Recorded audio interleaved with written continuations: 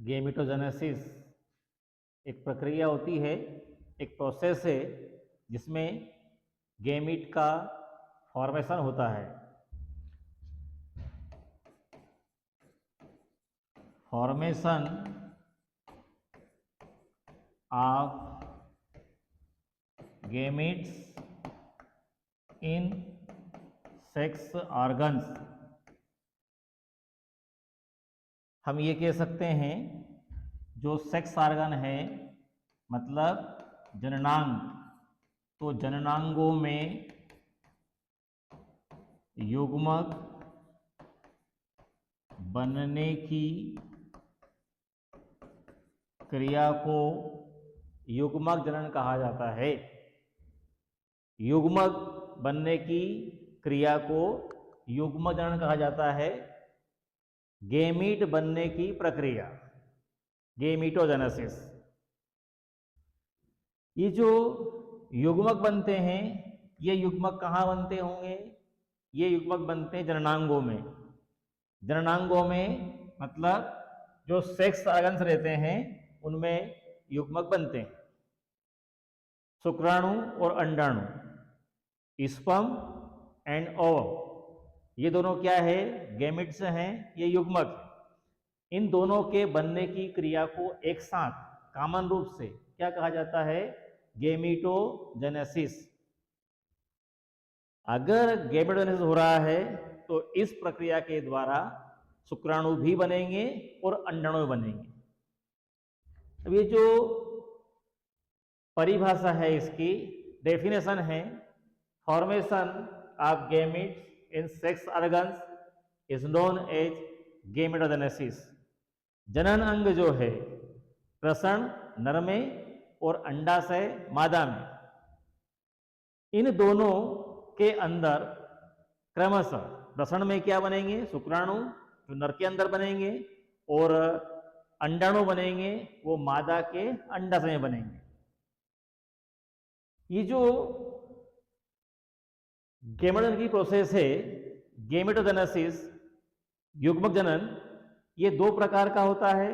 अभी मैंने बताया था कि इसमें इस प्रक्रिया के द्वारा शुक्राणु भी बनते हैं और इसी प्रक्रिया के द्वारा अंडाणु भी बनते हैं। तो अंडाणु बनने की प्रक्रिया को अलग नाम देंगे और शुक्राणु बनने की प्रक्रिया को अलग नाम देंगे। सुविधा के हिसाब से हम इस गेमिटोजेनेसिस को दो प्रकार में डिवाइड कर सकते हैं। स्पर्मेटोजेनेसिस शुक्राणु जनन और oogenesis अंडाणु जनन। अब जो शुक्राणु की क्रिया होगी ये कहां होगी? ये होगी नर के अंदर। तो इस प्रक्रिया के द्वारा क्या होगा? इस प्रक्रिया के द्वारा formation of sperm in testis. इस प्रक्रिया के द्वारा शुक्राणुओं का निर्माण होगा नर के अंदर, और नर में भी कहां होगा? नर में भी होगा उसके टेस्टिस। नर के वृषण में शुक्राणु बनने की प्रक्रिया शुक्राणु जनन कहलाती है। इसी प्रकार से मादा के अंदर जो गैमिट बनेंगे उस गैमिट को हम बोलते हैं ओवम। तो ओवम कहां पर बनेगा? Formation of ovum in ovary of female. मादा के अंडाशय में अंडाणु बनने की प्रक्रिया को अंडाणु जनन कहा जाता है। सुन ले भैया, ये तो शुक्राणु बना देगा मादा के अंदर, अंडाणु बना देगा नर के अंदर, तो मामला उलझ जाएगा। ध्यान देने की बात यह है, स्पर्मेटोजेनेसिस कहां होगा? मेल में होगा, टेस्टिस में होगा और शुक्राणु बनेंगे। oogenesis कहां होगा? मादा में होगा, मादा के अंडाशय में होगा, और इस प्रक्रिया के द्वारा अंडाणु का निर्माण होगा।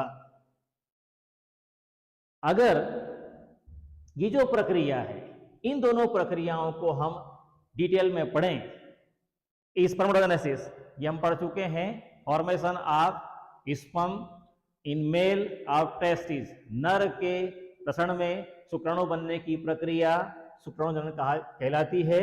ये यहाँ पर भी इसकी डेफिनेशन लिखी हुई है, हिंदी में भी लिखी हुई है, अंग्रेजी में लिखी हुई है। नर के प्रसरण में शुक्राणु बनने की क्रिया को शुक्राणु जनन कहा जाता है।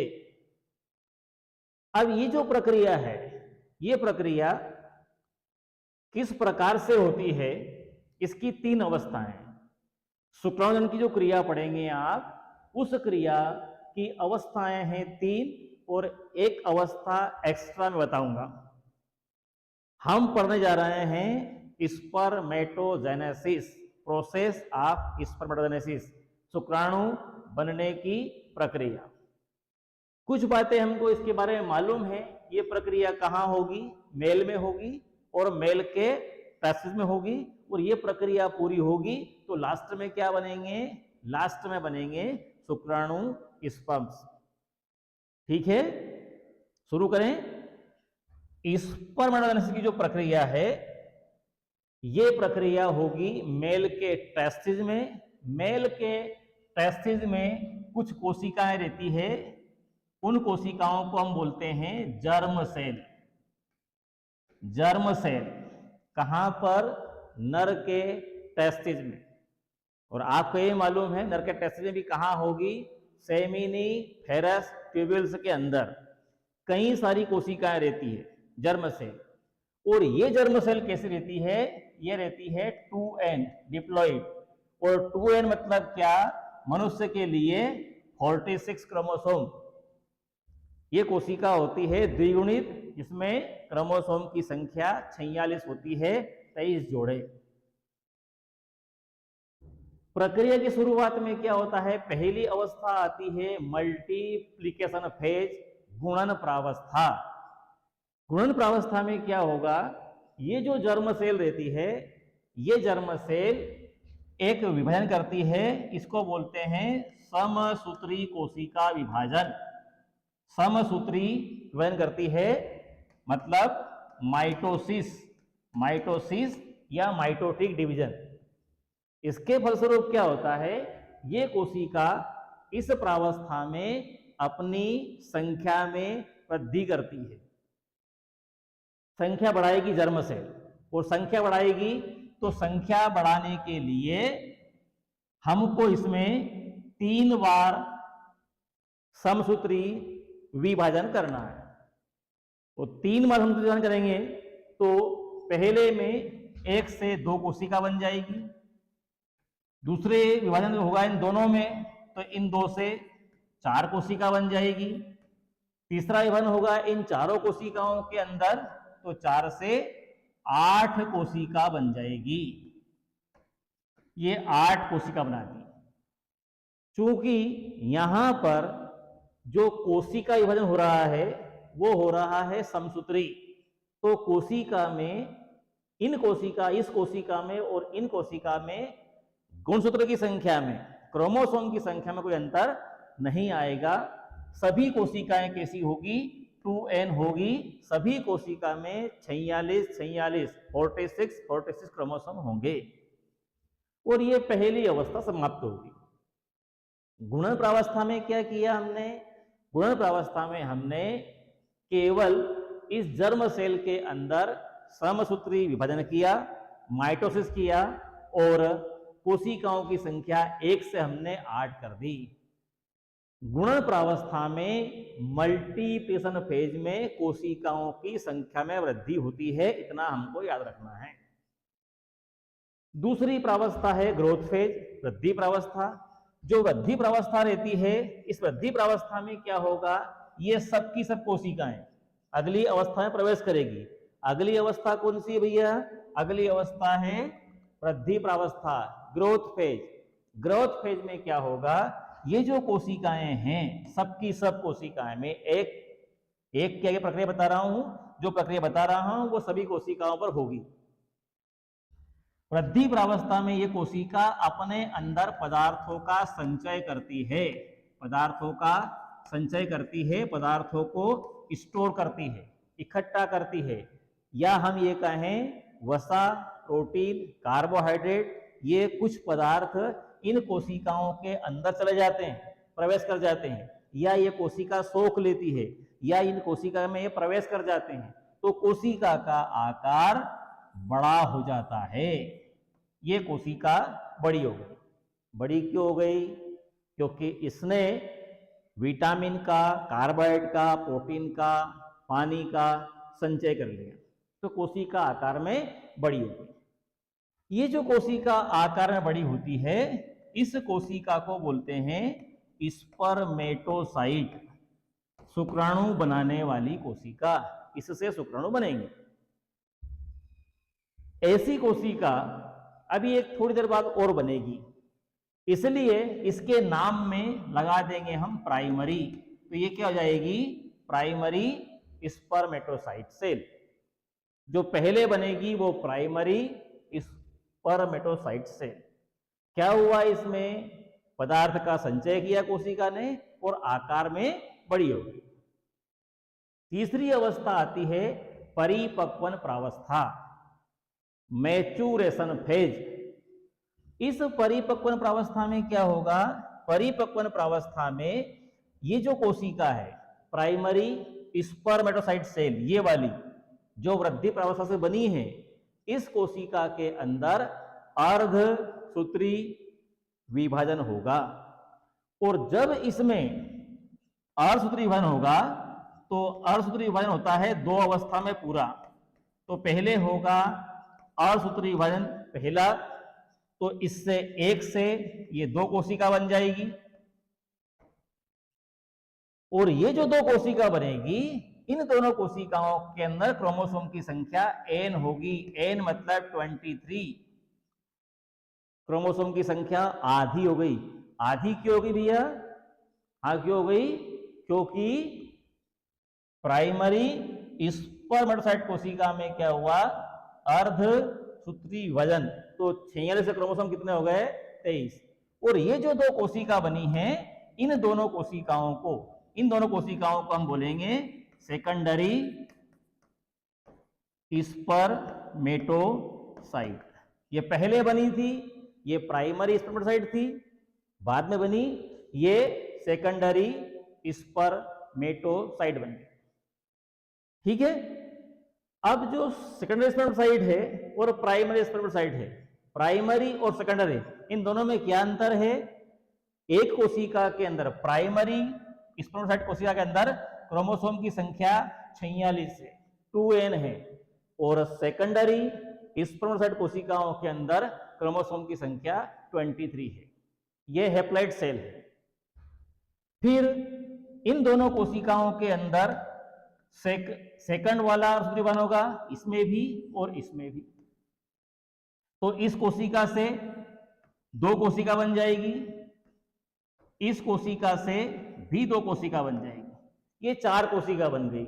ये हुआ हमारे पास, ये हो रहा है अर्धसूत्री विभाजन दूसरा वाला। ये ध्यान रखना है कि पहले वाले अर्धसूत्री विभाजन में क्रोमोसोम की संख्या आधी करना है, दूसरे वाले अर्धसूत्री विभाजन में क्रोमोसोम की संख्या आधी नहीं होती है। ये आपको ध्यान रखना है। डेढ़ अकल नहीं लगाना। ये तो यहाँ 46 से 23 कर दी और यहाँ 23 के बाद और आधी कर दी। ठीक है, 11.5 11.5, तो ऐसा होगा नहीं। सेकंड जो डिवीजन होगा है, मियोसिस सेकंड होगा, अर्धसूत्री विभाजन दूसरा वाला होगा, उसमें क्रोमोसोम की संख्या आधी नहीं होगी। तो जितनी कोशिका बनेगी सभी में कितने क्रोमोसोम होंगे? 23। और ये 4 कोशिका बन गई हमारे पास। ये जो 4 कोशिका बनी है, इन 4 कोशिकाओं को कहा जाता है स्पर्मेटिड्स। कितने बन गए स्पर्मेटिड्स? 4। अवस्थाएं तीनों खत्म हो गई, शुक्राणु बने नहीं।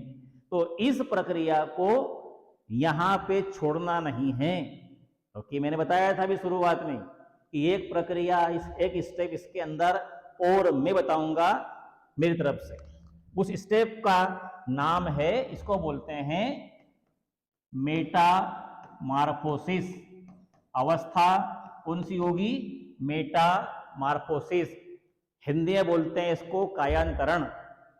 और ये जो कायांतरण की अवस्था होगी, इस कायांतरण की अवस्था में हम बता देंगे कि जो लास्ट में कायांतरण की अवस्था होगी, उस अवस्था के अंदर हमको ये जो कोशिकाएं बनाई है हमने स्पर्मेटिड, इसकी आकृति में, इसकी काया में अंतर करना है।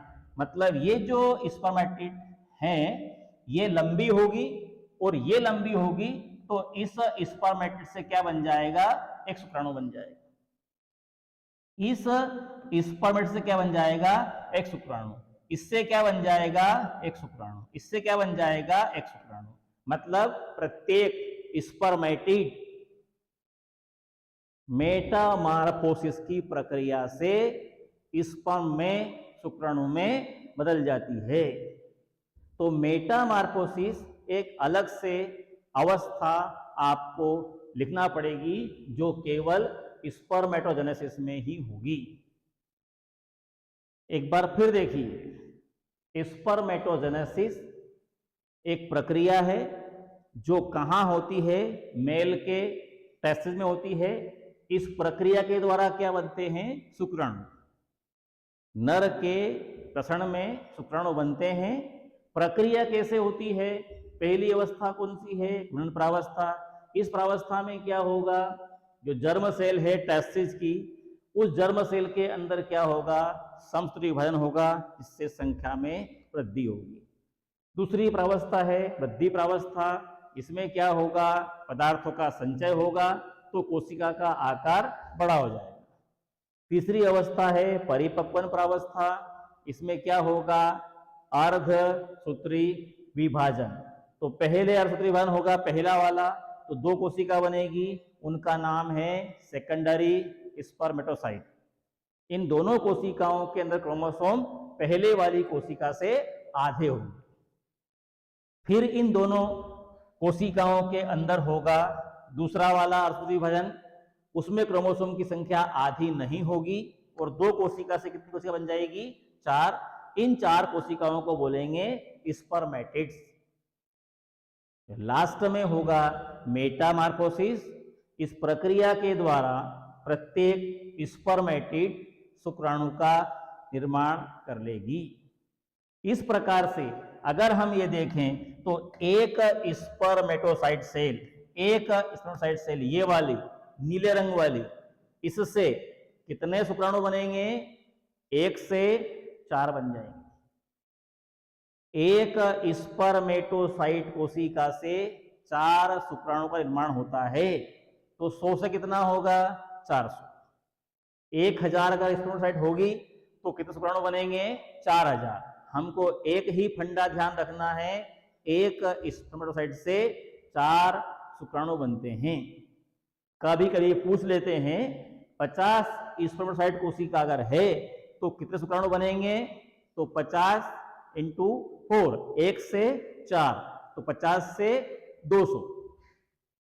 ठीक है, ये प्रक्रिया थी स्पर्मेटोजेनेसिस।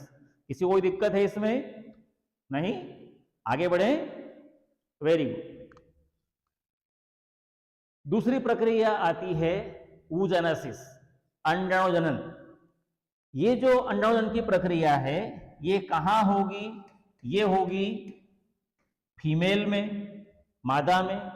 मादा में कहां होगी, मादा की ओवरी में, अंडाशय में होगी। और अंडाशय में होगी तो क्या बनेंगे, ओवम बनेंगे, अंडाणु बनेंगे। अंडाणु कहां बनेंगे, मादा की ओवरी में। इसी प्रक्रिया को क्या बोलेंगे, इसी प्रक्रिया को बोल देते हैं oogenesis। मादा के अंडाशय में अंडाणु बनने की क्रिया अंडाणु जनन कहलाती है। ठीक है, अब ये जो प्रक्रिया है अंडाणु जनन की, ये प्रक्रिया कैसे होती है, कंप्लीट कैसे होती है। अंडाणु जनन की प्रक्रिया कहां होगी, मादा के अंडाशय।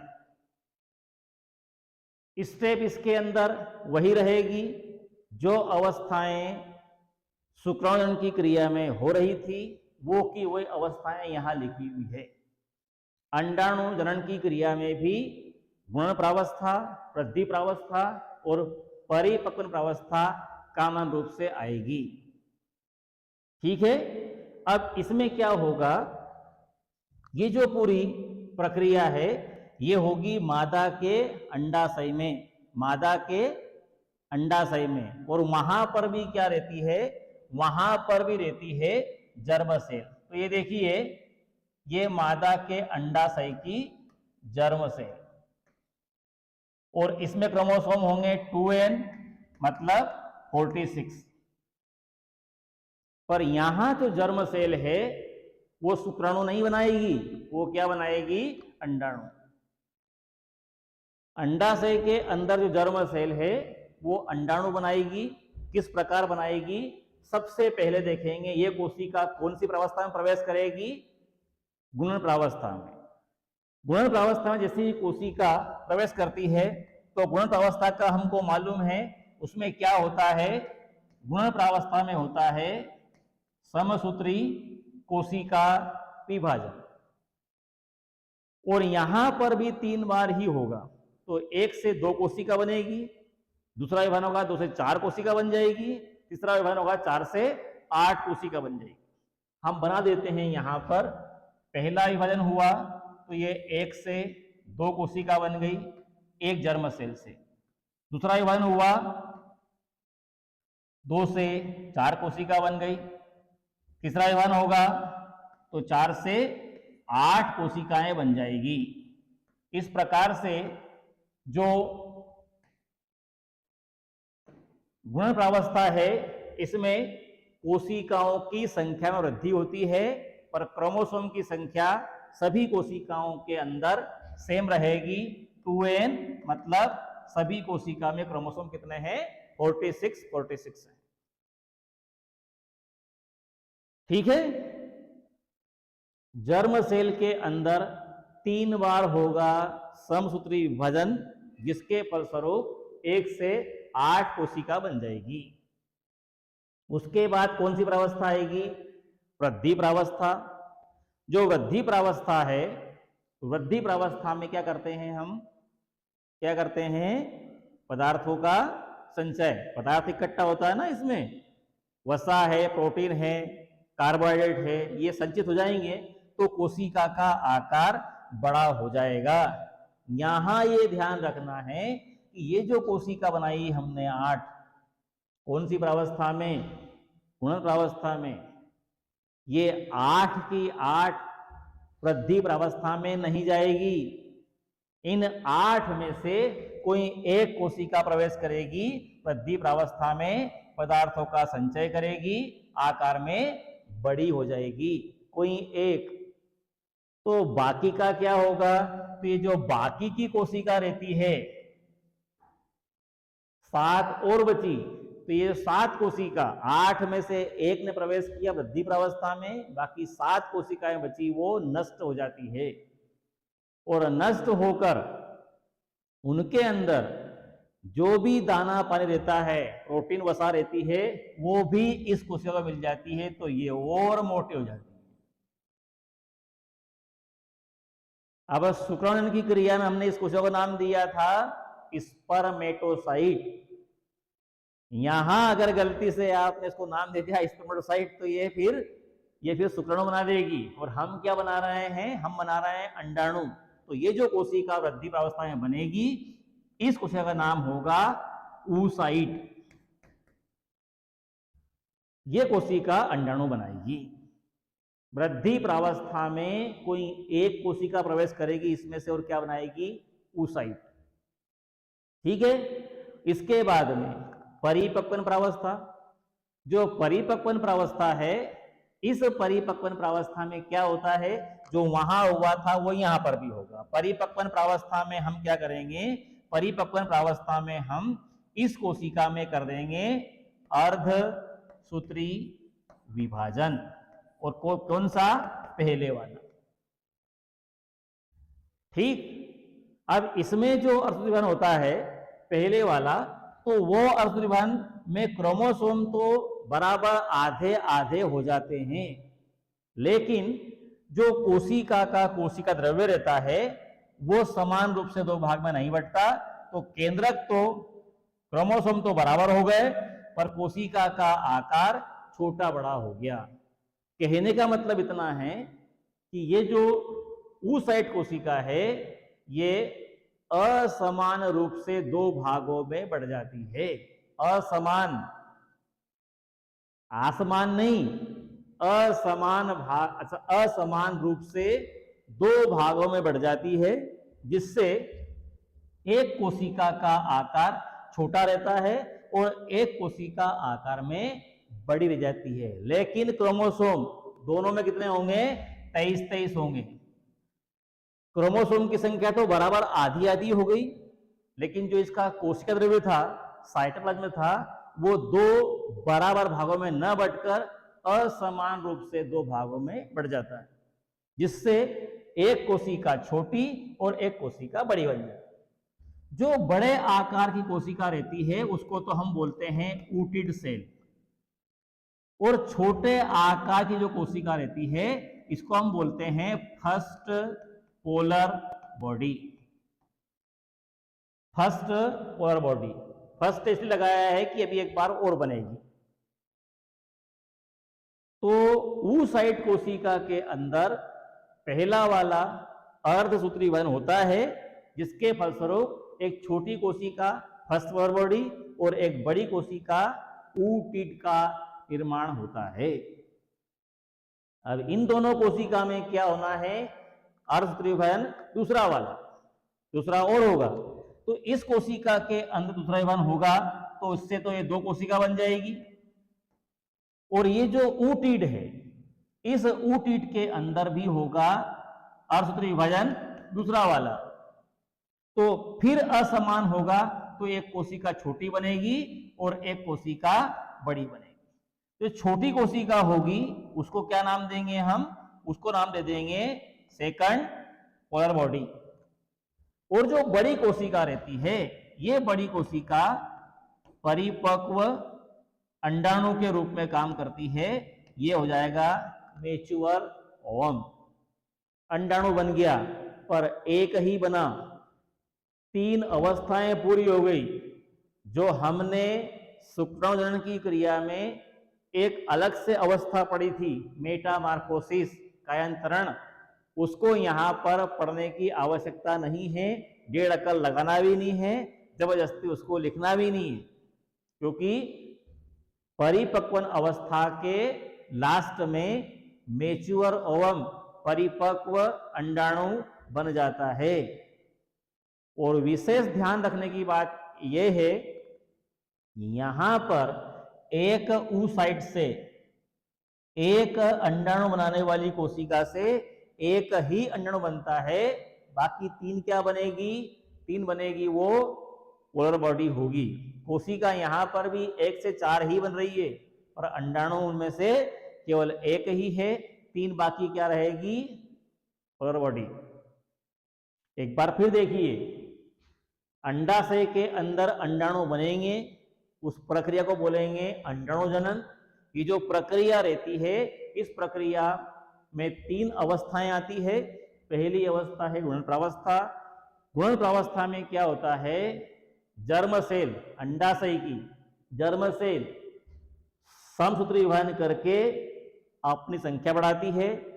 8 कोशिकाएं बन गई। वृद्धि प्रावस्था में इन 8 कोशिकाओं में से कोई एक कोशिका प्रवेश करेगी, पदार्थ का संचय करेगी, आकार में बड़ी होगी। आकार में बड़ी होगी तो उसका नाम हो जाएगा oocyte सेल। परिपक्वन प्रावस्था, परिपक्वन प्रावस्था में क्या होगा कि जो oocyte सेल रहती है ये पहला विभाजन करेगी, अर्धसूत्री विभाजन पहला, असमान होगा। छोटी कोशिका बनेगी वो फर्स्ट पोलर बॉडी होगी, बड़ी कोशिका बनेगी वो oocyte होगी। फर्स्ट पोलर बॉडी विभाजन करेगी, 2 कोशिका बन जाएगी। जो oocyte रहती है, ये oocyte के अंदर अर्धसूत्री विभाजन दूसरा होता है, वो भी असमान होता है, जिसके फलस्वरूप एक छोटी कोशिका बनेगी सेकंड पोलर बॉडी, और एक बड़ी कोशिका बनती है परिपक्व अंडाणु, मैच्योर ओवम। इस प्रकार से एक oocyte से एक ही अंडाणु बनता है, जबकि एक स्पर्मेटोसाइट सेल रहती है उससे 4 शुक्राणु बनते हैं। कोई डाउट किसी को? अब आप देखेंगे इसमें अंडाणु जनन की प्रक्रिया और शुक्राणु की प्रक्रिया। शुक्राणु जनन की प्रक्रिया आपके सामने डिटेल में लिखी हुई है। अंडाणु जनन की जो क्रिया है वो भी आपने डिटेल में पढ़ रखी है, सब कुछ आपको आता है। प्रश्न ऐसा पूछते हैं कभी कभी, शुक्राणु जनन और अंडाणु जनन में क्या अंतर है? Difference between spermatogenesis and oogenesis। दोनों प्रक्रिया डिटेल में पढ़ी है आपने। अंतर में मुझे लगता नहीं है कि कोई परेशानी आपको आएगी। परेशानी इसलिए नहीं आएगी क्योंकि हमने ये यहाँ पे कुछ हेडिंग हमारे हिसाब से बना रखे हैं। आपको भी ऐसे बनाना है। कुछ पॉइंट ऐसे रहते हैं जो दोनों प्रक्रिया को हम एक साथ देखते हैं तो तुलना कर सकते हैं, कंपेयर कर सकते हैं। देखिए यहां पर हमने जो लिख रखा है, एक सीरियल नंबर वाला है, कैरेक्टर वाला है, और ये दो हेडिंग डाल रखे हैं हमने, स्पर्मेटोजेनेसिस एंड oogenesis।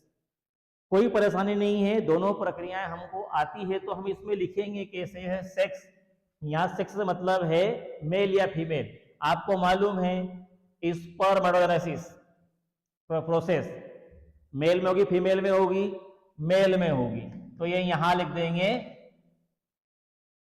ये शुक्राणु की क्रिया है, ये मेल में होगी, तो इसमें क्या लिखोगे? oogenesis फीमेल में होगा।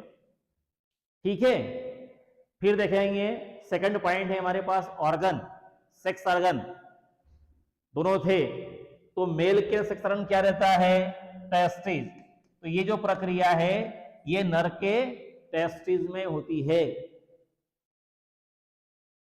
oogenesis ये मादा की ओवरी में होगी, तो शुरू से जानते हैं। गैमीट, गैमीट से मतलब है स्पर्म और ओवम, शुक्राणु और अंडाणु। तो स्पर्मेटोजेनेसिस प्रोसेस जो रहती है इसमें क्या बनेगा? इसमें बनेगा स्पर्म। इसमें क्या बनेगा? स्पर्म मतलब शुक्राणु। और इस प्रक्रिया में क्या बनेगा? ओवम, ओवम मतलब अंडाणु। शुरू से ही पढ़ रहे हैं हम तो, नर के टेस्टिस में शुक्राणु बनने की क्रिया शुक्राणु जनन। उसकी हमने यहाँ थोड़ी सी अकल लगा के 3 पॉइंट कर दिए। थोड़ी अकल यहां लगाई, मादा के अंडाशय में अंडाणु बनने की प्रक्रिया अंडाणु जनन कहलाती है। तो 3 पॉइंट तो हमारे फ्री फोकट में हो ही गए। अब बात करेंगे मियोसिस की। दोनों में होता है, अर्धसूत्री विभाजन जो प्रक्रिया है वो दोनों में होती है, पर यहां लिखेंगे आप लोग, इसमें अर्धसूत्री विभाजन रहता है वो समान होता है। समान मतलब इक्वल। आखिरी वाली अवस्था में, कौन सी? परिपक्व प्रावस्था में अर्धसूत्री विभाजन कैसा होगा? स्पर्मेटोजेनेसिस में, स्पर्मेटोजेनेसिस में अर्धसूत्री विभाजन जो होगा वो समान होगा। और ये यहां पर कैसा होगा? असमान। असमान मतलब अनइक्वल। तो अर्धसूत्री विभाजन कैसा हो जाएगा? अनइक्वल इन oogenesis। छोटी बड़ी कोशिका बनती है ना। इसके बाद देखो पोलर बॉडी। पोलर बॉडी बनती है क्या? इसमें 4 कोशिका बनती, चारों से क्या बन जाते हैं? शुक्राणु बन जाते हैं। तो यहां पर बता देंगे पोलर बॉडी नॉट फॉर्म। और यहां पर पोलर बॉडी जो रहती है वो बनती है, पोलर बॉडी बनती है छोटी वाली कोशिका। एक लास्ट वाला पॉइंट, मेटामार्फोसिस। तो मेटामार्फोसिस की जो प्रक्रिया है वो किसमें होती है?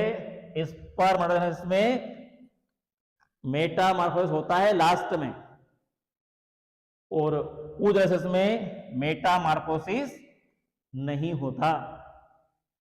इस प्रकार से ये 6 अंतर हो जाएंगे शुक्राणु जनन में और अंडाणु जनन में। ठीक है। अब कभी कभी क्या होता है, ये प्रश्न पूछ लेते हैं अंतर तो आप याद करके जाते ही हो। प्रश्न पूछ लेते हैं इन दोनों में समानताएं क्या है। समानता मतलब एक जैसी बात क्या है, तो थोड़ी सी अकल लगाना है, 2 3 4 5 पॉइंट तो हो ही जाएंगे। समानता में क्या लिखोगे? समानता में आप बता दोगे कि दोनों जो प्रक्रियाएं हैं, ये दोनों प्रक्रियाएं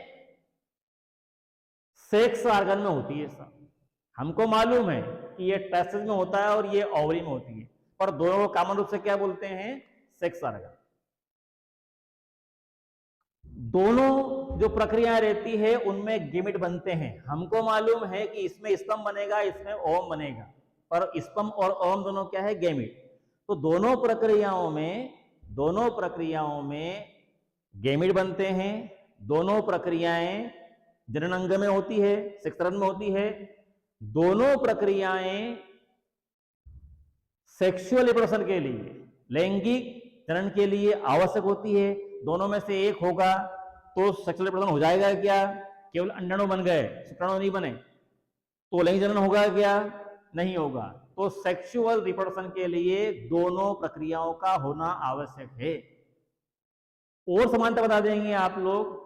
ये जो अवस्थाएं हमने पढ़ी है इधर, गुणन प्रावस्था, वृद्धि प्रावस्था, परिपक्वन प्रावस्था, ये तीनों में होती है। तो शुक्राणु की क्रिया होगी तो भी ये 3 अवस्थाएं आएगी, अंडाणु जनन की प्रक्रिया होगी तो भी 3 अवस्थाएं आएगी। हमको चौथी अवस्था मालूम है, पर हम यह छुपाएंगे उसको। ठीक है? कोई डाउट किसी को? नहीं?